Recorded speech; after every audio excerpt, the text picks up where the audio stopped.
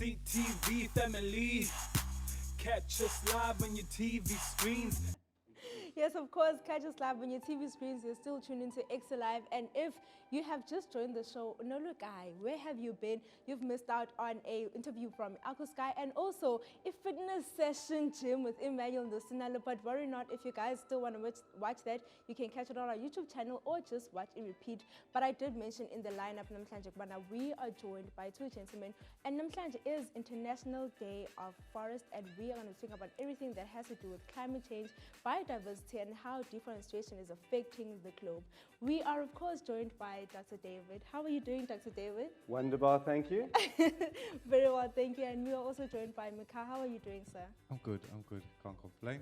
Yes, that's amazing. Thank you for joining us today. Dr. David, I'll start with you. Please tell us who you are and the respective field that you work in. So I'm David Gwynne Evans. I'm CEO of CasaBio.org, and I'm a climate reality leader. Now, I'm into biodiversity, so it's a perfect time to come on the set, yes, because it's International Rainforest Day. And to celebrate, of course, okay. Oh, I'm not stripping off entirely, but I've got the old green and red. Okay, okay. The flowers down the side. All right. Magical, huh? Very. Okay, so, and rainforests are incredible. They have the most rich diversity of both plants and animals on the planet. So a real reason to celebrate. And I have a representative here of our own local forests. All right. So I'd like you to hold that. Let me hold that. This for is you. Cunonia capensis, the roy else, also known as the leopold worm. So you'll see there's the little leopold, which is a spoon. And if you squeeze it and you're lucky, you might get a little bit of what looks like sun cream coming out. Oh, it's all waxy. Don't try. I make no claims. I'm not that kind of doctor. Okay. So, but a very cool bush. Cunonia capensis from the Cape. That's really awesome. And the one that I'm smell holding those here. flowers, because really important is, of course, that, can you smell it? And? Smells like nature. Oh, beautiful. Okay, so this attracts bees galore, and this is from my garden, and the bees just come in and they do their business, and they're such an integral part of nature. Like, just look up about bees on the internet and how critical it is. Without bees, this planet would not survive. So, at least we wouldn't. Now, there's something else. Okay. As a botanist, I brought along my trusty plant press, and inside is something rather special. Wow, what is this? This is Lycopodium cernium. Lycopodium, leucos, is from the wolf, and podium, foot. So the rhizome, which is the root, resembles a foot. And this is from a lineage that's 400 million years old. That's insane.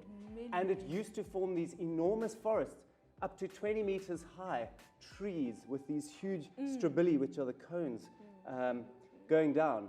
And what's so cool about this is these are the survivors. They only grow this high now.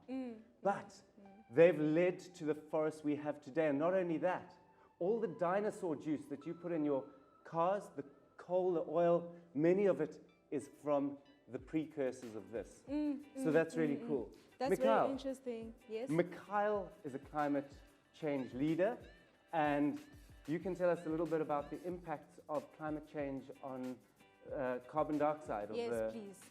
environment. Please do take it away, Mikhail. Okay, so I mean, trees on its own, they're one of our biggest carbon sequesters. Not only do trees absorb carbon, but they also store it through their root systems in the ground. And when we are faced with the issues of deforestation, you know, we are releasing more and more carbon dioxide into the atmosphere, which contributes to global warming on a very large scale.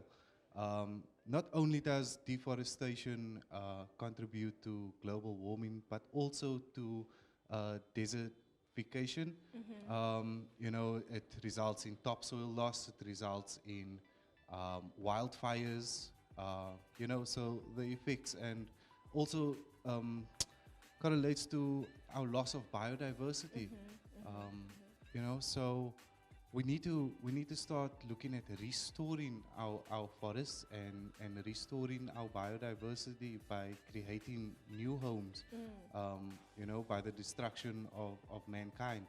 Definitely. And I mean, the theme for this year is forest restoration. Please tell us about the projects that you're currently working on that speak on the sustainability of forest in the globe. Okay, so we've got projects in Uganda, and currently we are working on a hemp project which is designed to combat housing. So currently in Uganda, what is happening there is most houses are built with clay bricks. The bricks are manufactured from clay, which is mined from the mountains in Uganda, and they are baked in furnaces where the trees are being chopped down and used to bake those clay bricks. So by us incorporating or introducing a hemp industry, particularly for housing, we can combat deforestation in Uganda by mitigating the fact that people have to go and mine clay out of the mountains and chop down trees in order to keep the furnaces going to bake those clay bricks. So that's one of the projects. We're also working with Gorilla Highlands Coffee, and they basically coffee farmers in the Gorilla Highlands, and we're working with them to try and create markets and opportunities for them to generate income, which mitigates them from having to go into the forest and infringe on the territory of the gorillas, the poaching of gorillas, and in that way we are also combating deforestation, because a lot of foraging and chopping down of trees also for fuels and things like that are happening there. Third project is one local in Cape Town, and we've got a school in Samora Michel called Sizukania Secondary School, and Climate Action now is busy putting together a proposal to start a food forest there. The first of its kind, where we can incorporate fruit trees. We'll be running on the basis of permaculture and aquaponic farming, and combining the two to produce a very lively, interactive environment for And them. that, of course, sounds like a very wonderful initiative. Before we wrap up this interview, Dr. Dave, what do you do in your organization and what are your future plans? Okay, so I got a fact that we are losing one, let me check out that fact, one football field of rainforest per day, per second. This is crazy. So with the sixth extinction, we need to document the plants and animals before they are gone. And that's what casabio.org is doing. Thank you so much for joining us, gentlemen. But of course, we are going to be joined by Ulama after the break. And we also have a message from the youth. Let us know, Mana, we're still in Youth Month. What are you doing to celebrate Youth Month? And what does being a young person in 2021 mean to you? But we also have a message coming right after this. So check it out. My name is Sonwabo Pandle. I live here in Langa. I live in Moshweshwe. This month represents the youth. I would like to see the youth getting more involved in the hospitality industry, because I feel most of them, they are not aware of hospitality. Also, the changes that I would like to see here in Langa, people getting more involved in the youth development in our community. There's so many things that you can do here. There's bridges, there's music, there's all of that. Yes. Oh man, what a wild segment you had there, Mihlali, with, oh man, like I'm taken aback, even videotape operator. Videotape operator, what does that entail, Jamie? So I play all the inserts, the things to add, and the opening sequence, or whatever else needs to be played during the show, I play that. So whether it's music videos or soundtracks for artists or anything. just like the message that we saw right now. Yep.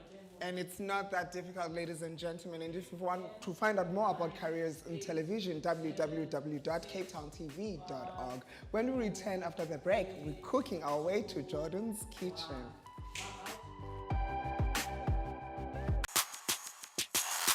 CTV family.